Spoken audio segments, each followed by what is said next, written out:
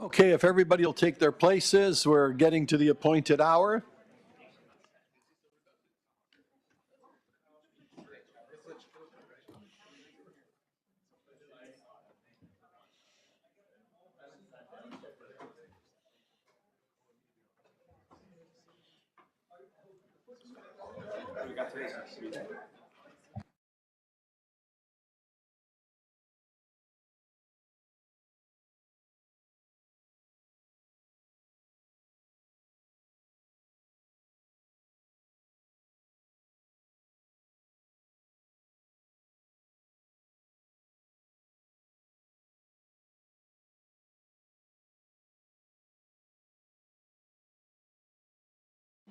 Okay, everybody, welcome. I'd like to begin with our land acknowledgement. We would like to begin by acknowledging the land on which we gather and which the Region of Peel operates as part of the treaty lands and territory of the Mississaugas of the Credit.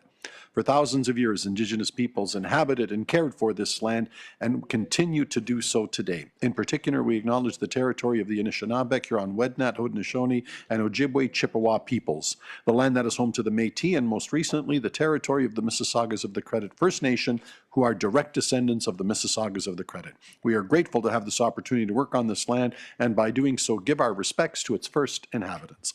That sets us right into the Peel Police Services Board meeting of the 22nd of November. First item up is the Section 10 Ontario Provincial Police agenda. Roll call. All my members are present except for Councillor Parrish, Mayor Parrish. Do I have any declarations of conflict of interest? Seeing none. Approval of the minutes from the last meeting as moved by Mr. Carby, seconded by Mr. Boughton, that the minutes of the OPP Section 10 Board meeting held on Friday, September 27th, 24, be adopted as read. Any questions, comments, or amendments? Seeing none, that is carried. Thank you. New business. Item 2, OPP 2024 Third Quarter Operations Statistical Analysis Report. Over to our friends from the OPP. Welcome. And you're gonna, I haven't got that, you're gonna formally introduce who with here as well, please. Absolutely. Good morning, Mr. Chair, and to the members of the board and my Peel Regional Police partners, and to the gallery. I wanted to first mention that this is kind of a two-parter. Everyone would have received our statistics for the last quarter. I am not going to be presenting on that. But at the very end of the next presentation that I have set up, if there's any questions regarding the statistics or anything in regards to that last quarter, please bring it forward during the Q&A portion. And that also includes for the presentation. So thank you for allowing me to introduce my support group that I have here today. I am going to be talking about a celebration that the Ontario Provincial Police are basically experiencing for the entire year 2024, and that is for the women in uniform. It is 50 years that the OPP have had women in uniform. And I have beside me my latest recruit, who is Selena Lombardi, 6 months on the job and in Caledon. And behind me, and I know perhaps the camera can't necessarily capture their image, but I have Liz, that's coming, Liz Coretti from our uniform recruitment unit. Beside her is retired inspector. She was a detachment commander from Middlesex, which is near London, Karen Moffat. Hyacinth Miller, who is retired from the Treasury Board Secretariat and was a special advisor with our Office of Professionalism, Respect, Inclusion, and Leadership. Jeff Dazinski, who's my staff sergeant over here, watching over us. And then I will talk about the cutout here in a moment with my presentation. So whenever you're ready, I can begin. Thank you very much. So the first slide here, I wanted to mention that I wanted to talk a little bit about what the Ontario Provincial Police are doing organizationally, but in a sense, what that's happening locally in Caledon. Peel Region and Peel Regional Police have celebrated 50 years of incredible service this year, and congratulations on that. The Ontario Provincial Police also have a 50th milestone to celebrate this year, and that is the 50 years of women in uniform. And this is something very close to my heart. I have been an advocate and mentor to women within the OPP during my 30-year career, supporting them to smash those glass ceilings and meet their goals, and to bring their chair to the table and connect, lead, and empower others. It was through my service as an Ontario Women Law Enforcement Board of Director and participation in the 2022 International Association Women in Policing in Niagara Falls, where I first became engaged with Hyacinth Miller and retired Inspector Karen Moffat. Both these trailblazers made positive impacts in their career, which has made the OPP continue the trajectory towards equity, diversity, and inclusion amongst our ranks. They are my mentors and friends, and I would not be here without their ongoing support. So thank you very much. And I continue my guidance in supporting current and the newest members of the OPP.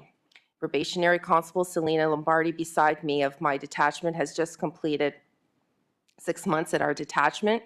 Her performance in her duties is exemplary, and it's a joy to see her developing in her role and responsibilities. Selena will be going places. And I brought to you, Mr. Chair and the board members, the formula in this 50th celebration. The past, including retired Inspector Irina Lawrenson, here in the cutout. She was one of the first 1974 female officers who sends her regrets as she had a previous engagement, but I will be featuring. And the present being myself, and the future with Selena. So Selena, this is your first Police Service Board meeting.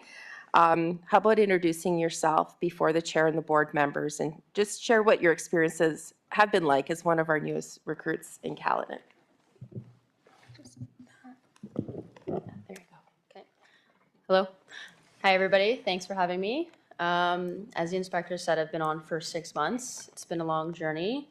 I'm 25, so it's been a pretty long journey to get here, and it's always been a dream of mine. So I'm happy to be here, and I'm happy to learn every single day that the road takes me.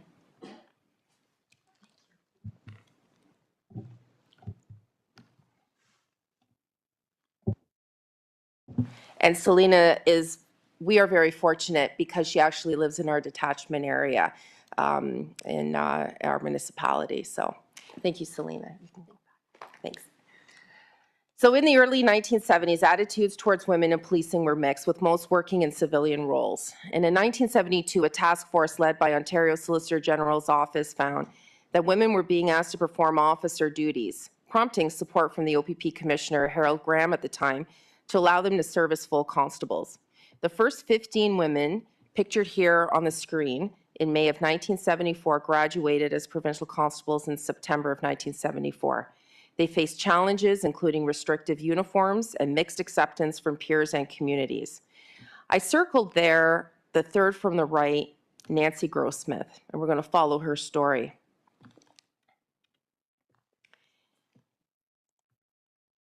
So those first 15 women were expected to wear skirts at all times and were given a purse with a built-in holster and spot for their handcuffs. They realized very quickly that neither were practical for actual police work. By the next class to join, a few months later, all women were issued pants for regular wear, skirts stayed for number 1 dress until 1985, and Sam Brown duty belts for their guns and handcuffs, just like the men. Here in this picture, Nancy Grossmith, who's on the left, and Wendy Wilson on the right were among those first 15 women. They were both posted to the Bracebridge detachment. This photo was taken on their first day on the job by the force photographer who was sent to document this milestone moment for the OPP. Wendy retired as a staff sergeant, and she sends her regrets as well, as she was hoping to be here today. Nancy Jane Grossmith was born in Toronto and spent her youth in Etobicoke.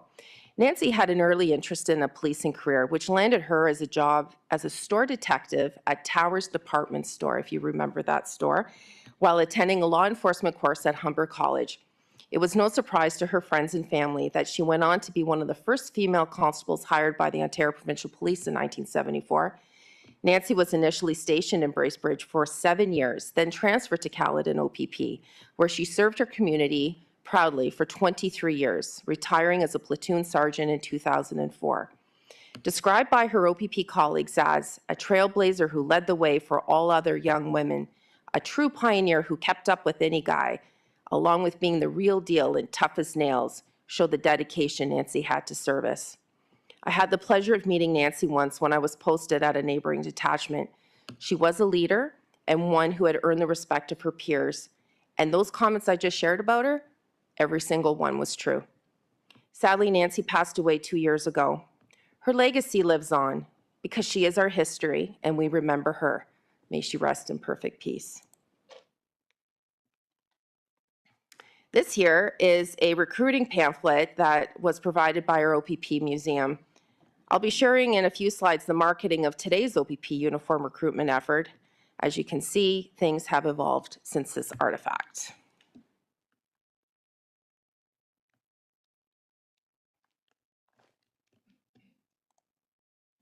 Retired Inspector Irina Lawrenson, who's highlighted there in yellow, was in the third class of 1974. She just turned 21.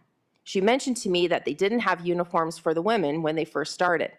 These women were delegated to purchase their own blue shirts at the Bay and sew their own shoulder flashes on. As she said, quote, because every woman knows how to sew, right? Interesting tidbit, when I inserted this picture into the slide deck, software recognition stated the image was, and I quote, a group of men in uniform. Throughout her 30-year career, Irina moved through the ranks from constable. She was the first female at Brantford Detachment, was one of the first 3 female corporals, the first female staff sergeant, and inspector through the traditional promotional process. She was assigned to a variety of roles, oftentimes being the first to hold that specific position, including computer services, victim support, domestic violence, employment equity, and restorative justice. Irina was also part of our OPP 50th Steering Committee, who provided a historical perspective of women in policing 50 years ago. As part of that celebration, the unveiling of a mural at our OPP General Headquarters in Aurelia took place last month to honor pioneering female officers. Pictured here is retired Inspector Irina Lawrenson with her granddaughter, Special Constable Nicole Donaldson. OPP Commissioner Thomas Creek commended the women who have served, emphasizing the importance of diversity within the force. Today, women make up 21% of OPP's uniformed officers, with leaders like one of our Deputy Commissioners, Carrie Dart, acknowledging that the progress in inspiring future generations to continue the journey toward greater representation. This is a graph just to indicate our hiring trends over the last 50 years. Hiring spikes are a normal occurrence and are, of course, usually budget-driven. And the trend from 1974 through 94 sees the gap between genders remaining consistent. In the mid-1990s, the gap narrows a bit, and this was when I was hired. The trend changes, however, and by 99, the number of women joining starts to flatline. In fact, in 1999, the 25th anniversary of Women in Uniform, only one more woman joined that year than they did in 1974. There were 39 in 74 versus 40 in 99. That's a stark contrast to the 203 men who chose the OPP in 99. The organization's 100th anniversary that took place in 2009 sees a significant gap between men choosing the OPP, which was 311, to women, which was only 76. On the 1st of October 1990, Bob Rae was our sworn premier. The Rae government established an Employment Equity Commission in 91, and 2 years later introduced affirmative action to improve the numbers of women, non-whites, Aboriginals, and disabled persons working across the private and public sectors. He later introduced policies requiring Ontario Police Services to hire more women, disabled people, Native Canadians, and members of visible minority groups.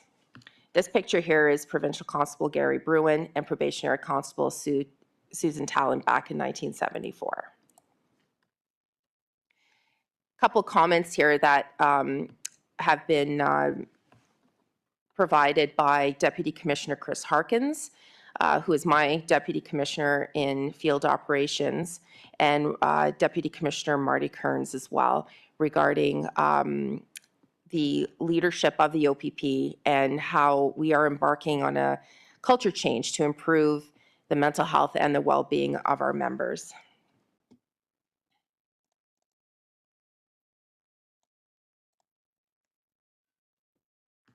A number of events to celebrate and honor this milestone anniversary have occurred throughout this year, including our 50th Gala event, showcasing some of the 1974 class members, their families, retirees, dignitaries, civilian, and uniform members. OPP Commissioner Creek acknowledged the many ways in which women, past and present, have contributed to policing through their unique perspectives and innovative ideas. Their strong leadership and contributions have improved practices and allowed for a more comprehensive approach to challenges faced by law enforcement.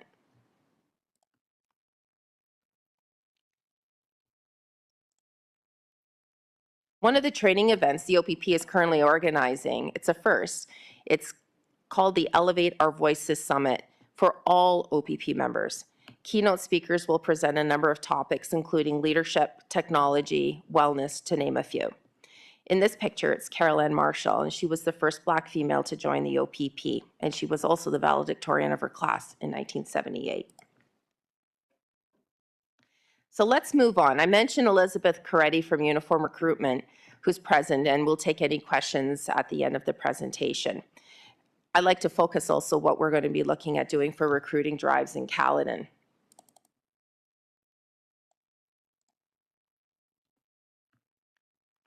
So as the graph indicates, we have had a tremendous year in recruiting. Our applications have gone up by 45%. 2,225 have been submitted, as to 2022, where there was just over 1,300.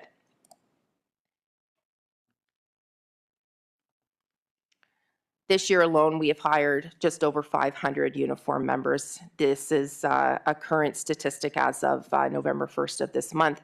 And Caledon is part of Central Region, and 25% of those successful candidates have been posted to our region. There's a number of marketing channels and forums that our OPP recruitment are doing, and they are listed above there.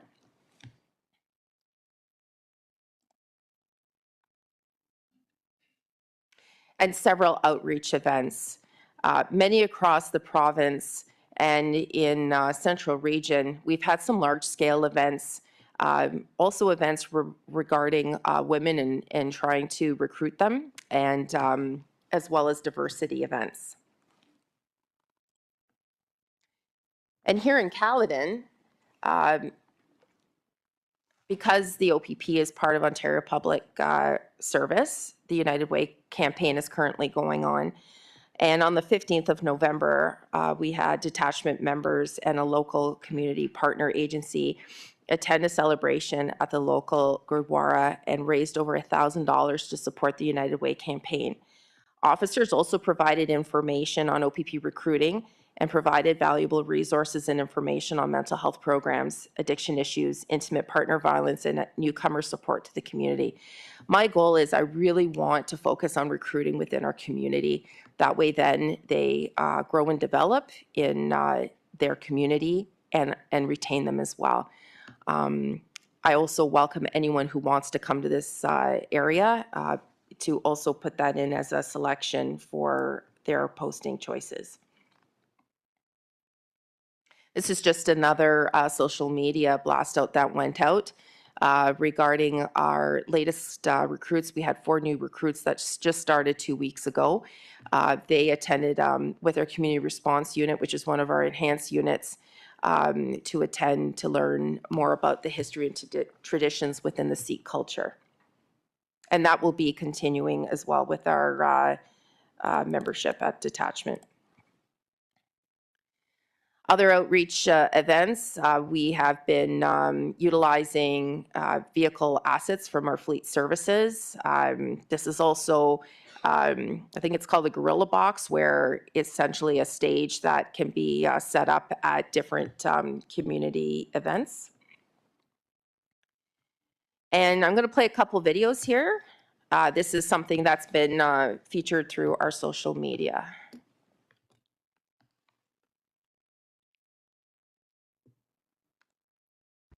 Hello, I'm Inspector McRoberts. And I'm Inspector Wilson. We are at OPP Bound Women's Edition. Let's go check it out.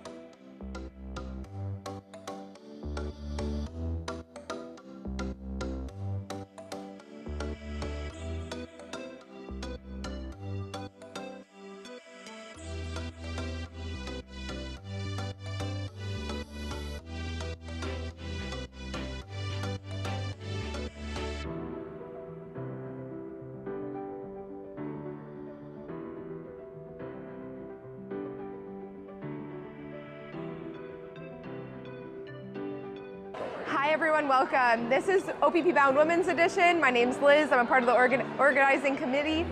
We're so excited to have over 70 women here today. We've been hosting this event since 2003, so over 20 years, and hopefully you'll be at our next event next year when we do OPP Bound Women's Edition again.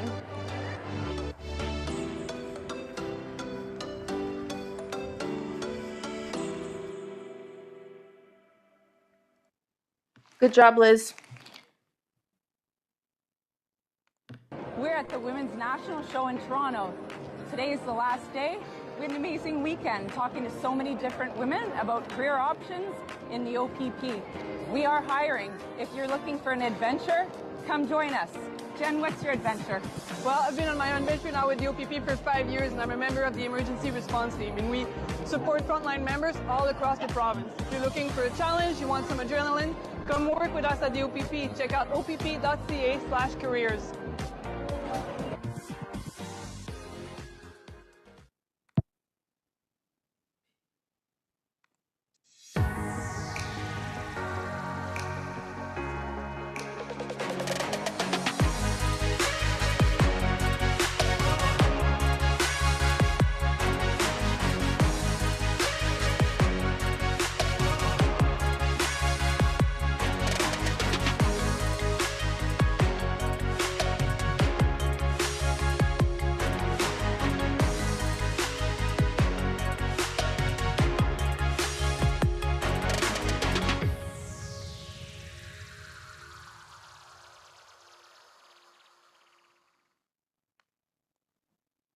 As you can see, that one was bilingual with the OPP because we do have a lot of communities and Francophone communities.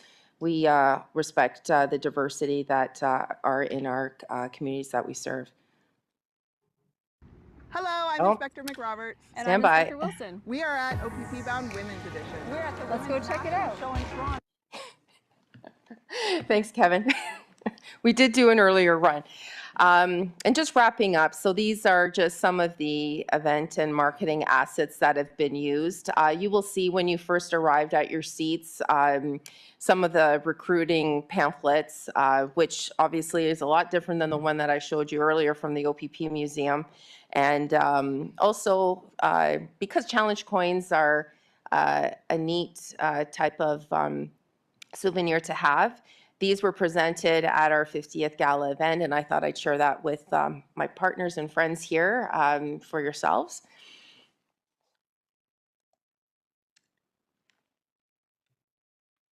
And again, social media posts, as we all know, this is the way it seems to attract the most attention.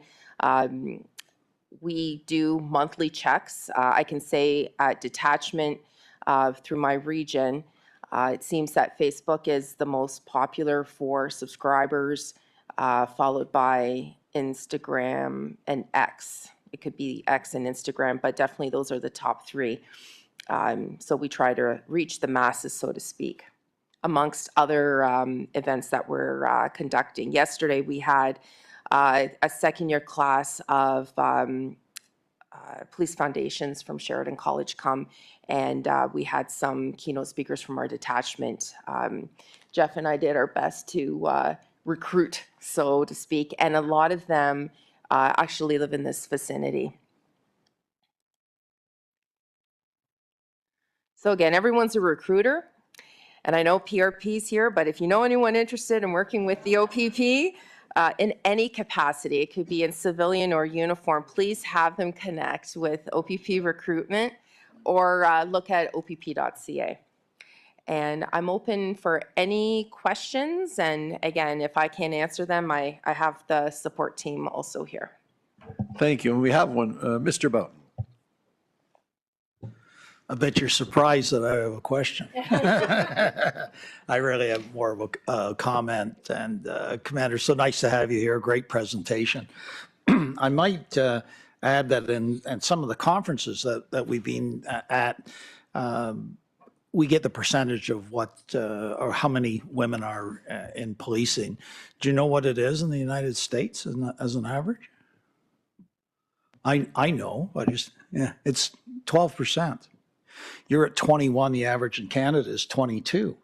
So, again, we're leading the parade. We have one of our officers here, Superintendent Don Orr, right behind you, who 19 something or his 2000 and something became the first female head of a tactical unit, and we are really leading the parade in that as well with PRP. In fact, we have an event in December, 30-30 event, which is 30% of our force being women by the year 2030. And I'm hoping that it'll be even faster than that. And really commend you for what you're doing. With all those applications that you're getting, the ones that maybe not hired, Mark DePat over here would gladly take any of those. Is that correct, Dipper, that you would be happy? Good morning. I'll just add that collectively, if we're drawing recruits to the region appeal, we're all going to benefit greatly by that. Exactly, and all is working together. And what wasn't in the presentation, obviously today, because it was very specific and for the good of the board, I can tell you that Commander Major and her team on Monday did another truck blitz in a safety blitz in Caledon, in Bolton this time. I was at the one about 2 weeks prior to that. It's incredible the work that they're doing. The commander reached out to me, and we had a discussion about supporting the police. And it's not just OPP, it's MTO, Ministry of the Environment, and different services that are involved. I thought the least that we could do was to support them by giving them all a lunch that day, because it's a long day. It happened to be raining the day that I was out there. I made one phone call and had a community trucking company, which happened to be Cavalier Transport, that supplied lunches for the day to show how much they appreciate the work that's done by the OPP. So that's off your presentation, but the work you're doing in that, always reach out. We'll be there to support you. Great work by the OPP and a very, very good presentation. And I will reach out to you next couple of weeks and we'll get together. Thank you. Vice Chair Coley. First of all, congratulations on 50 years, and it's a fantastic presentation. And I was just amazed at the amount of community outreach and work that you guys are doing and getting really involved. And I think it's showing the results of kind of your submissions. Your numbers were great. Rob and I just went, wow, that's amazing numbers. So just keep it up. And it's great to see that you're really working hard to make sure that more and more women see the great opportunity to be part of OPP. So thank you for that. Thank you. I have a question for you because it's apropos what you're speaking to, and it's crossed my mind, and I think after I ask you, I'm going to ask the chief, but I've had this discussion recently with my colleagues. So bear with me because it speaks right to the point you're speaking to. So when I had the privilege of having this job, I'd worked at Bay Street before. I was a politician. I'd never been a CEO, so you do all your homework and try to take some courses and study. And one of the things that stayed with me, one of the great traits of what makes somebody a good corporate leader, executive CEO, I read something that I thought was fascinating. Great leaders and CEOs do 1 hour more. This is one theory, 1 hour more of the following every day. So you've already got to put in your work day. When your work day is done, you do 1 hour more of absorbing information or media, 1 hour of cardio, believe it or not, but it makes sense because you have the stamina to carry on, 1 hour of relationship building. So when the day's over, you're meeting with individuals, making contacts. And here's the one that I like and the one that everybody misses, 1 hour of thinking about the future. And it's the one that most people don't do because you're so busy with everything else. I'm so busy chasing bad guys, you want me to think about whether police will even exist in don't ask me about, I'm just so it's where our failing comes. So I try to think about the future quite a bit, and leading to this is the next piece that speaks into it, because as we look years forward, every generation had a cataclysm, whether it was a world war, et cetera, we sort of had our Y2K. When we talk dumb about other people, can you believe they had doctors put leeches on people's foreheads years ago? Well, we were the ones that in Y2K were sitting under desks saying planes are going to fall out of the sky. And 20 years from now, people are going to say, you people were that dumb? It's what we thought at the time. So we got hit by COVID, and I remember being told by a very prominent politician from Toronto at one of the board meetings I was at, well, it's the best thing ever. The world has calmed down, and the underground, and I go, be very careful what you wish for. And he said, well, why? I go, well, you know, those people walking through the underground, they're the people that take transit. They're the people that stop and buy a lunch. They're the people, you know, this kiosk guy selling ties and scarves. You lose them. Well, then if we lose them, you know, maybe we'll convert some of these buildings from commercial to residential. And I go, that's your problem. He goes, what are you talking about? I go, you don't tax people for residential in Toronto. You tax commercial. And now those puppies are becoming residential properties. And you have no idea of the harm that it's going to do and is now doing to, because whereas one building standalone might have paid $50 million of tax if it was a bank, I'm not making that up, now you're going to collect $1,000 a door from 200 condos. Where do you get the other money from? By the way, and you lost the jobs as well. Last point I'll make before I go to my question. Many years ago, I'm in Italy, talking to family, friends, etc. And they said, you know, when you go to other cultures, you learn so much. So, you know, futures, employment, what do you do? Well, Nanda, we all want to work for the government. Like everybody dreams of being a postal worker. And I said, oh, why? You know, because that way you can have a second job. And I said, what? And they go, oh, you can have a second job. I go, and he goes, they all start at 8, they finish at 10, and they go run their bars.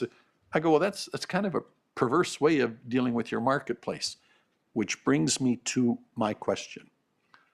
Post-COVID, the work-at-home culture, especially government, we have, pardon my phrase, perverted the equities in the marketplace. So, as my brother with the doctoral degree tells me, if you graduate today with a university degree, the world will be your oyster. If you don't, you're in real trouble because you're competing against 4 billion people that have no skills. Good luck to you. But for the people that have a university degree, you can pick and choose what you want. For the ones that say, I want to work for government, they can approach Nando and say, what would you like to do? I go, well, I've got these jobs, and you know, the people that do the finance stuff in the back office, you know, their house is the back office now, and they show up a day or two, and then they work out of the house, and oh, that's interesting. What's plan B? Well, you can come work for Nish. You know, you got to do 5 shifts in Malton from midnight till 7 in the morning, and you know, do that for a few years, and then maybe, and if you're the OPP, you've got to cover all of Canada. But you know, you do that for 9 years, and you know, you don't sleep for 9. But you might want to consider that. We're competing against ourselves. The Canadian Union of Workers for the Government of Canada is up for negotiations, and they went into the negotiations post-COVID and said, well, we already have the 3-day workday now, and the government said, hold on, who gave you a 3? Oh no, but we have a 3-day workday. When did you negotiate that? Oh no, we know that we, no you don't. So what is happening, and this is my question, if you're a young lady, like the marvelous young lady we have here, Ms. Lombardi, has a lot of options in life, I think I'm asking, when we give her her choices and she approaches me and says, you want to work in the cubicle next door to me, you know, come in Tuesday, maybe Thursday, and you know, and then do the rest from home, etc. Or go sign up for what she signs up for and you have, that I think entails so much more. I think a lot of them go, you know, life balance, start a family. Maybe we've pushed you into the other one. So to conclude, my fear is there will be a question, I won't be here years from now. We're looking at the data. What have you done to recruit women? Because their numbers are actually down because they're making the Italian guy's decision. So I work in the postal because I'm working here because my lifestyle is more conducive, except I don't know any better, but I've got to believe some people are going to look at the equities of that live, work, life balance experience. And that may be challenging for people like you in recruiting people. I think you've understood the point. Your thoughts, and then I want the chiefs, please.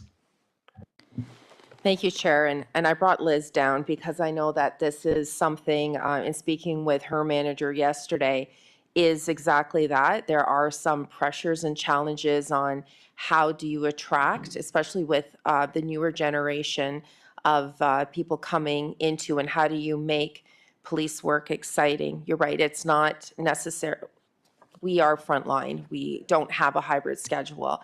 And we do have a future meeting next month, actually, where we are looking at discussing the diversity piece as well, and for recruitment, OPP recruitment, to learn about some of those traditions and cultures, and how do we focus in on attracting people that are, and as we know in Peel Region, a very large visible minority group.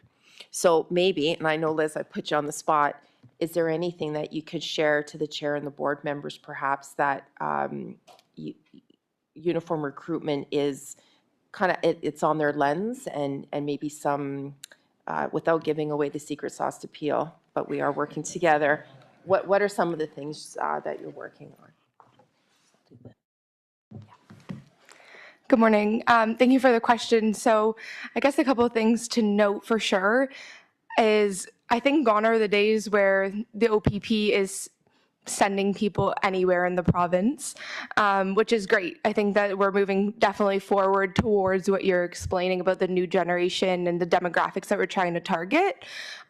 So you actually get to choose your top 6 detachment choices, and a large percentage are getting one of their top 3 locations, which we're seeing to be having great results as people are going to be working in the communities that they wish to be serving in. A lot of people are working in the communities where they're living or close to home, so they have that work-life balance, that they are living closer to community connections and the people which that they have their support systems. So that's a huge advantage. And I think just overall trying to target this new demographic, one of the major things is, sort of gone are the days where people want to stay in the same job for 30 years. So I think we can leverage that to show, every 4 or 5 years you want to try something new, great. Stay with the same employer, but perhaps you're going to pivot to a different unit or a specialty team or something along those lines that we have to offer all under one employer. I think another huge advantage to OPP specifically is the fact that people's lives change and directions, people pivot depending on, let's say you have a child and they move to the University of Ottawa and then they decide they want to stay in Ottawa. Perhaps you're going to move there as well. Well, you can stay with the same employer, but just put in a request for a transfer. So we are utilizing that for sure in our recruitment efforts and trying to promote that work-life balance and staying around your support systems. Makes sense. I understand that completely. We also try to hire people within Peel because you tend to stay in Peel. But my follow-up question to that, but the nature of the work itself compared to other employment opportunities for someone who's got as much on the go as Officer Lombardi to say, maybe I'll ask, like when you start up with yourselves, and I'll put it to the chief as well, here's what is expected of you in the early years. You have to show up to work, you have to have boots on the ground and saying, no, I can't give you 3 days at home. That's my more specific question is that becoming a challenge for all the excellent young women we'd like to hire that are saying, you know what, I've got other options where I can have the live-work balance, I can do the work out of the house instead of the boots on the ground type of work that so much of government entails as well. Any thoughts on that? I think that certainly there is challenges for sure. Like I think in regards to shift work in general, there always is some pros and cons to that for sure.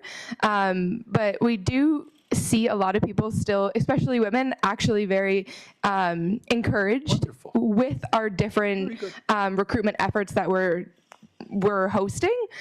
So having women in different roles to explain their experiences and to be able to highlight how they're able to manage having children, for example, or taking care of elders perhaps in their family and things like that. So I think being able to present women who have done it and continue to do it is definitely beneficial when it comes to encouraging the next generation to be able to say, you can do this too, and here's why. Very good. So having that support system is definitely important. Thank you very much. Chief, your thoughts on the same topic? No, I would just concur absolutely that there are challenges with our profession that are barriers. You just take the fact that we're hiring tail end of millennials and now we're Gen Zs. Their motivations, what drives them is much different. Yeah. What appeals to them is social justice issues.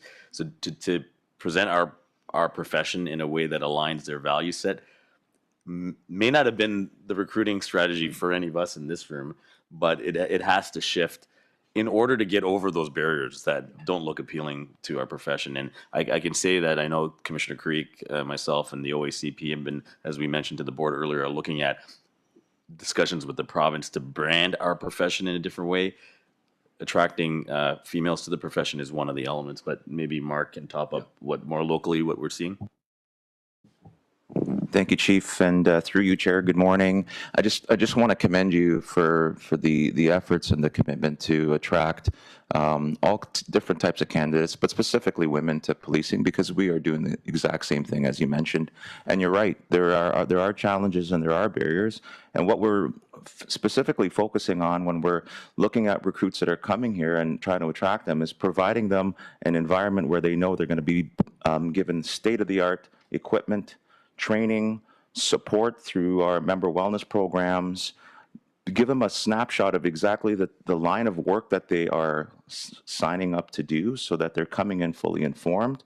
We're speaking to our frontline officers and getting a sense of what's important to them and making sure that our recruiting initiatives are catered specifically for those needs. And then the advocacy through the province on understanding exactly how the environment and society has changed so that we can gear our recruiting initiatives towards attracting those people that are going to serve our community the very best.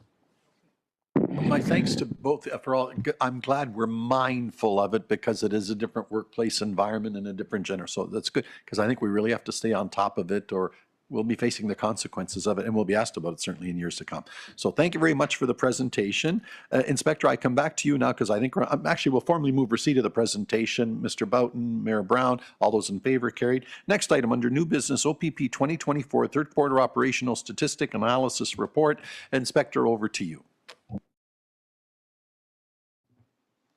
Okay, as mentioned earlier, the report was provided to everyone. If you wish for the statistics for me to review, I can do that. Or if just basically say, are there any questions from the material that I submitted? Al, please. Yes, I'd move that we accept the report as submitted, Chair. Thank you. It's been seconded by Vice Chair Samita. If there's no other questions, received. Thank you very much. Thank you very much for being here today. Officer Lombardi, good luck to you. All the best. Okay, moving on, colleagues, I think I need a formal motion of adjournment for the OPP section as moved by Mr. Boughton, seconded by Samita Kohli. All those in favor, that is carried. Thank you again to our friends from the OPP. That takes us right into our Peel Police Services Public Board meeting. Let me begin with roll call. All members present except for Mayor Parrish. Any declarations of conflict of interest? Seeing none, Chief, over to you for your update. Thank you. Good morning, board members, and thank you, Inspector, for your time earlier. I would like to turn it over to Deputy Andrews and Staff Superintendent Hiltz. But before I do that, I think we'd be remiss to not just double down on Acting Staff Superintendent Orr. And to Mr. Boughton's comments, I just want to acknowledge her for a second, but then a large team behind her. She has held every rank possible in emergency services in a tactical capacity and is the highest ranking commander of emergency services and tactical support in this country for being a female, and has done remarkable work with Staff Superintendent Hiltz and the teams in this last several weeks. But that allows me to pivot to something that we've seen as the board knows since November 3rd, have had an immense drain on our service and the community with large protests. But behind the scenes are remarkable women and men, officers across the organization, and civilians that allowed us to manage that remarkable international impact on us. But thank you, Don, Hubie, Mark, Nick, and your teams. All the women and men, over 800 officers that did an outstanding job, and it's obviously put us on the map for lots of different reasons, but I just wanted to acknowledge them in that. Mark, over to you for an operational update. Thank you, Chief, through the chair. As we move into the Christmas season, we wanted to give the board an overview of our ride program that has taken off on November the 16th, and I'll pass it over to Staff Superintendent Hiltz to give you the details. Good morning. Thank you, Deputy. And through you, Chair, I'd like to provide an announcement that on November 16th, our service launched the annual seasonal ride campaign. As part of the campaign, officers from Road Safety Services and our 4 divisions will increase the roadside checks throughout the season until the end of December to ensure everyone in our community is driving safely and responsibly.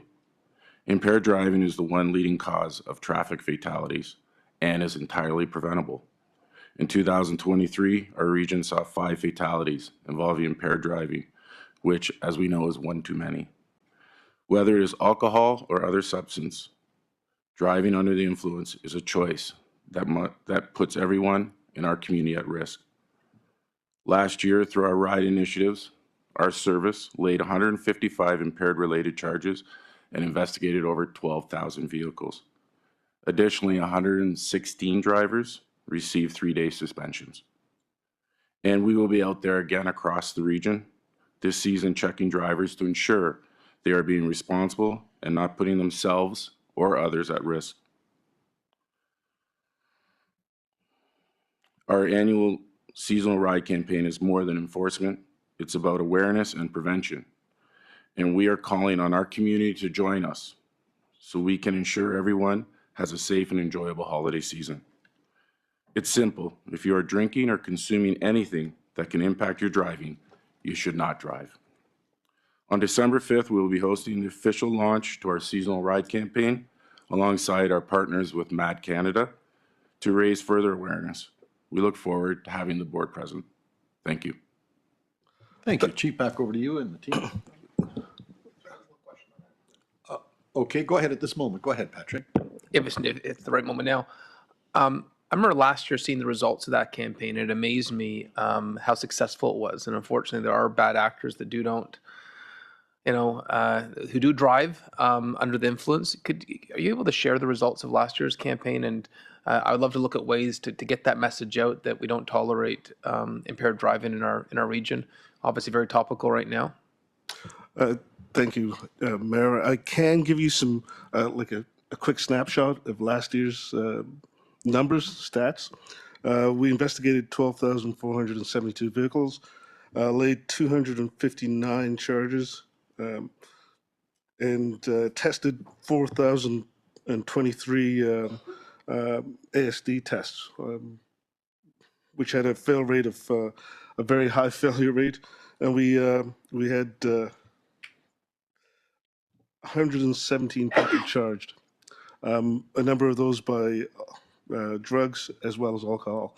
On this first weekend, unfortunately, we've seen a 71% increase year over year. From the same time frame at the first weekend last year, we had a 71% increase. We charged 7 drivers this past weekend. That's obviously very important work you're doing. So excellent. Thank you, Mayor. And then just to top up, in the midst of these roadside checks for ride, the officers are seizing firearms too. It's such a complicated environment these days that's on the road, and the confluence of both are quite notable. That's it, Chair. Thank you. So that takes me to my board members. Any questions or announcements from my colleagues? Over to Mr. Carby. Thank you, Chair. Just wanted to highlight a number of community events which I've had the pleasure of attending on behalf of the board. And the goal here is not just to list a whole bunch of events I've attended, but to highlight the value of the engagement with our board, with our community. So I want to highlight the Citizens for the Advancement of Community Development and their attempts to work with youth in our community over the many years that I've been familiar with that organization. The board supported their annual fundraising event and community awareness, and I was happy to represent the board there. Miracle on Main, another significant event in our community that brings our community together, and the board continues to exercise its presence and support there also. Another organization that is very important, doing important work in our community is Revive, which is an organization that supports women escaping the trauma of domestic violence. Or through our IPV unit. We know the impact of domestic violence in our community. One statistic I heard is that every day we have 2 women choked in the region of Peel. that's a significant issue. So organizations that's doing that kind of support work, I think it's important for us as a board to support. And also Evermind, organization that helps deal with young people with mental health and supports there. So all of these, like I said, this is not about just highlighting events we've been to. The idea here is to underscore the value of community engagement. And whether it's with the service or our board, we continue to lean into that in building relationship with our community. And our presence there seems to be very well received. And so I want to acknowledge the board and board members who continue to take the time out of their very busy schedules to attend these events and to show support for the work that is happening in our community. Thank you. Vice Chair Coley. Sorry, just a couple of things. So myself, Rob Serpe, our executive director, and Angela as well from the board, we were able to attend the Serving with Pride Gala, which was co-hosted with Toronto Police this year, and I think they did a great job. And it was a very emotional and moving night, actually, because I think certain things were recognized. And it was beautiful to see that, but just kudos to them. And it was so great to see so many of our Peel officers all tonight. I think we had quite a few tables in support. So I think that's fantastic. And I believe some of our members are on the organizing committee as well. So it was really well done and it was a great event. And I think, I hope it continues to grow in numbers. I know we hosted it last year and I know you guys did a great job last year. And the other thing also we had a pleasure to attend and support was the Toronto Police South Asian Gala as well. And I know we did not do one this year, but I know we're planning to do one in line with South Asian Heritage Month. So we're excited about that. But they did a great job as well. And they raised funds for South Asian Women's Shelter. And it was a really great event. So congratulations to them. I just wanted to highlight that on behalf of our team. So thank you.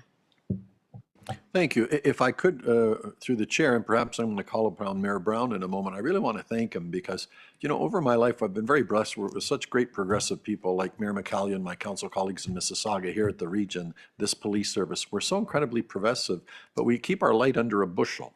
It's not helped by the fact that we don't have a lot of media out here compared to a town center like Toronto. And so it was that we were getting an update on NG 911. And Mayor Brown, God bless you, because you brought up the point, this is a great story. Nobody's talking about it. And I thought, my goodness, he's right. And so, Mayor, I really give you credit for saying we should be putting a light on this, especially when we go to budget, ask the council colleagues for the money, and then to see the outputs of that money and the good work that it's doing. But we never do that check back to let them know. So good on you that you brought that up. And why don't you take a moment and tell us how well that event went, please? Well, there are so many examples of the Peel Police doing incredible work, and I think we feel strongly that we need to communicate to the public when there is a concern raised, how you deal with it. And sometimes the immediacy of the moment, there'll be coverage of when there's a problem.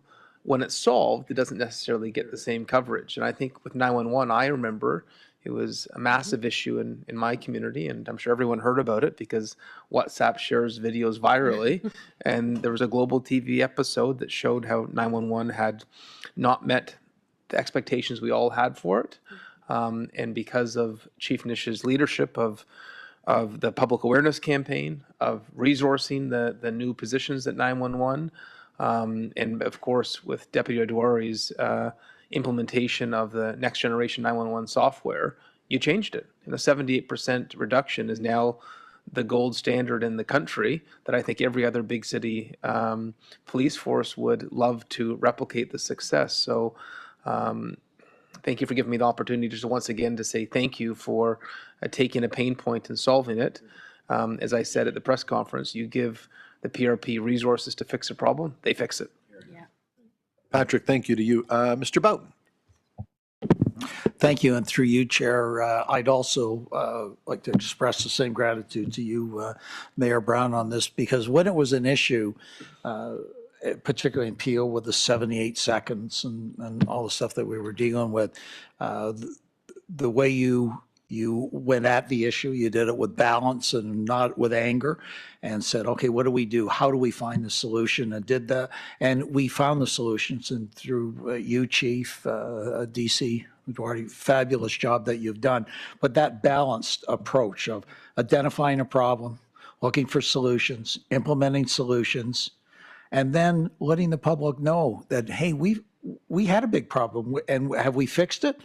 No, we'd like to answer every call in 1 or 2 seconds, but we're really down and we've done it. I think that great balanced approach brings a lot of enthusiasm for the team, because they know that as a board member, that you get it when it's bad and you get it when it's good, and you work for that solution. So I thank you for that. Thank you, Chair. Okay, thank you all. If there's no other announcements or information, questions from the board, I then go on to my next item, which is the approval of the minutes from the November 2024 board meeting. As presented, as moved by Mr. Carby, seconded by Mr. Boughton, all in favor. Those are approved. Deputations, we have none. Presentations, we have none. That takes me to item 4, new business. 2024 Operating Capital Reserve Financial Report, second triennial report. Chief? Yes, thank you, Chair. And as the board would know, this has been reviewed and approved by the Finance Subcommittee of the board. However, CEO Jackson is pleased to make any comments on it, should there be any. Through to my board colleagues. If not, Mr. Boughton, would you be happy to move receipt? Seconded by Mayor Brown. All those in favor? That is carried. Item 5, purchase of Dodge Chrysler vehicles direct from Fiat Chrysler Automobiles. Chief. Thank you, Lauren. Sure. Thank you, Chief, and through the chair. This report is a report that the board's probably familiar with seeing over time. It's a request with respect to the replacement of some frontline patrol vehicles, 50 to be specific. It is a request for a direct negotiation that we secure the lowest economical rate through Supply Ontario and a cooperative purchasing agreement that benefits police services across the province. So we're looking to pursue the replacement of 50 vehicles with respect to standard vendors, including Dodge and Chrysler. I welcome any comments or questions with respect to the report. Thank you. Mayor Brown. Sorry, one quick question. Great to see Fiat Chrysler. They're obviously a local employer, major presence in Brampton. And I know they received major investment from the provincial and federal governments to electrify their facilities, which is part of the overall region appeal mandate. And I know sometimes supply chains are not consistent with the purchasing periods, but is there an overall lens to electrification? I know it's sort of, we're seeing it across the board in every, we have electric waste removal trucks, electric fire trucks, electric municipal vehicles. Resources are obviously very stretched on a police level, and so you need to make every dollar count. But is there an opportunity to be consistent with what the overall regional goal is and on emission reductions for transportation? Sure. Thank you, Mayor Brown. It's a great question and very happy to answer. I think the top line message would be, I think we're quite keen to be as committed and aligned to the regional targets as possible within what the vehicles can support from an operational perspective in the supporting infrastructure. We continue to pursue expanding electrification in the fleet. Right now it's used on like some of our proactive vehicles and some of our proactive work. And we're also starting to explore it in some of our other fleets, such as our bus, for instance, which supports a lot of transportation of our people and programs throughout the year. We don't have specific quantifiable targets, but within our fleet and materials management area is a specific strategic goal to continue to look at how we reduce emissions and our carbon footprint across the service, through one of which ways is the continued electrification of our fleet. That's encouraging to hear. And just what flagged it for me was Fiat Chrysler, given the fact they're embarking upon this major electrification as well locally. So there may be some opportunities, if this is the direct negotiation, to continue to work with them as they embark upon this process. I know it's going to take them a few years, and maybe it's not immediate, but I hope that's how we always have a lens to that. Absolutely, Your Worship. And just to top it up, we have such a diverse fleet. Not all of them, the public sees the marked patrol vehicles, but there's a variety of other vehicles in the mix, which present opportunities for us to look into this space. Some of the constraints of the patrol vehicles is their provincial standards, and they drive literally 24/7 which is obviously another reason to look at that. But as you recall, the board might have had a presentation about a year and a bit ago regarding that, and so it continues to be front of mind. We also are looking at all of the new buildings to make sure that they are absolutely aligned with the zero emissions carbon footprint. So we're pleased to say that we're lockstep with the regional standards. Mr. Boughton.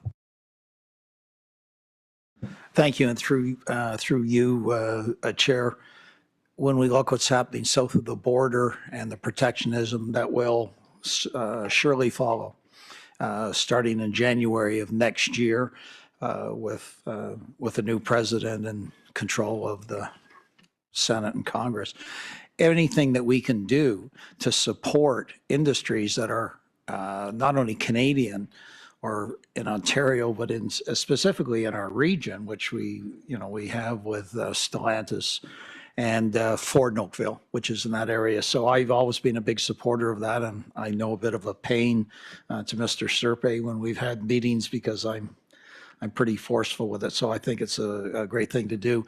I said this the last time electrification was brought up, and I'm not here to argue with my learned colleague.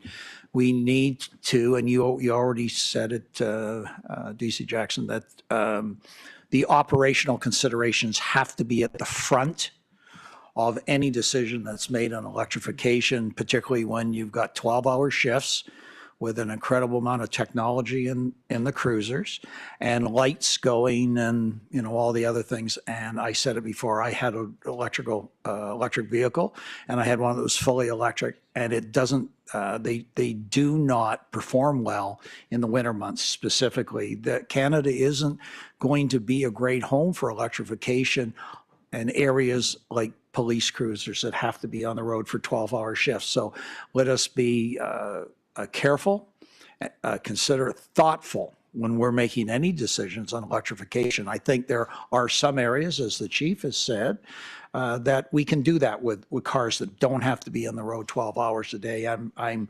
concerned that we don't jump too quickly on it, that we are very, very careful on a going forward basis.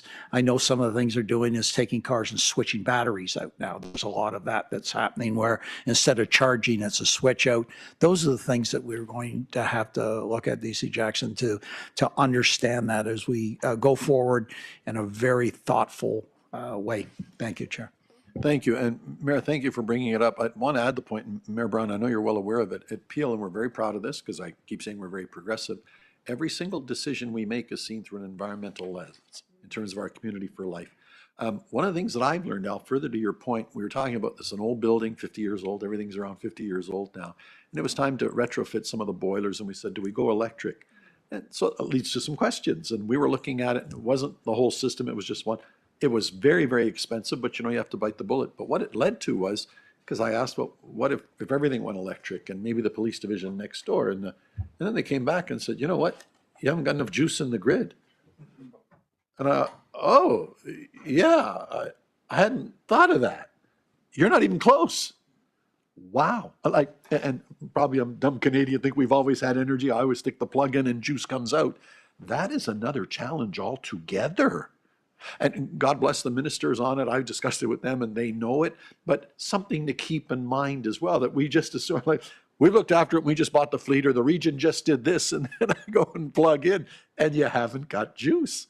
So a lot of moving parts that requires a lot of forethought, but the right thing to do. And I know the service does the exact same thing, but it's got to be measured and considered because operationally it's still got to work. Al, one more thought to you. Some of the information that's come out from Indigenous communities where vehicles are provided. So they're providing electric vehicles that are being charged in the evening or any time during the day, powered by generators that are powered by fossil fuels. Now, what have we done? We paid way too much money for an electric vehicle in order to do this, and you're kidding yourself if you think that you're reducing your carbon footprint. You really aren't. So as I say, lots of eyes on this, very thoughtful, and on a going forward basis. CAO Jackson. Sure, thank you. And all the comments are absolutely welcome and agree with. And if I could just make one final one just to echo your point, Mr. Boughton, that first and foremost, we're of course prioritizing that all vehicles are police rated and effectively and efficiently support our operation. I think another thing we are mindful of with respect to electrification or any commitment we can make to the fact that we always have an eye to where reasonable, commit or have an impact to reducing our emissions as a service is kind of tying back. It's just one small sliver, but a sliver nonetheless of how we show up from a recruitment perspective is increasingly generations coming into employers, inclusive of policing, have values that are looking to how are you supporting the climate and how are you, and so while that's not the primary business we're in, where we can show that commitment in reasonable ways. I think this is one opportunity to do that. So, Chair, thank you. That's my final comment. Thank you. Very good discussion. With that, I have the motion before me for approval. It's been moved by Mr. Carby, seconded by Mr. Khan. All those in favor? That is carried. Brings me to item 6, our proposed schedule for the Section 31 meetings coming forward. You have it here before you. Any questions, comments, or is it just moved by Mr. Carby, seconded by Vice Chair Coley? Yep.